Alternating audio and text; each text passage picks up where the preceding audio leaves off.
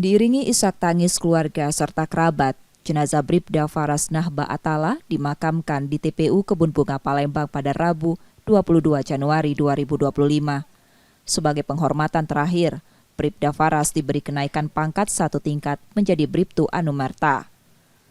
Almarhum gugur ditikam bandar narkoba yang melakukan perlawanan saat akan ditangkap di Tanjung Sakti, Kabupaten Lahat pada Rabu 22 Januari 2025 dini hari.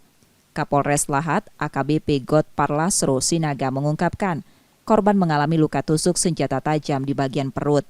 Selain Bribda Faras, 2 anggota lainnya, yakni Bribka Kunto Wibisono dan Brigadir Didit Prasetya, juga mengalami luka serius dan kini masih dirawat di rumah sakit.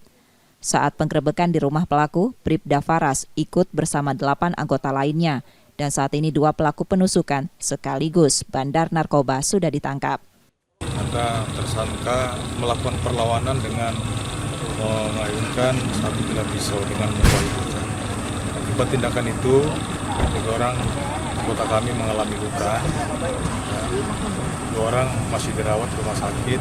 Alhamdulillah sudah selesai tindakan operasi, mohon doanya untuk segera pulih.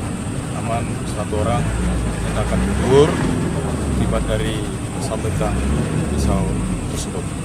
Dari penggerebekan bandar narkoba tersebut ikut disita narkoba jenis ganja. Reski Oktora, Muklas Diferensial Kompas TV, Palembang, Sumatera Selatan.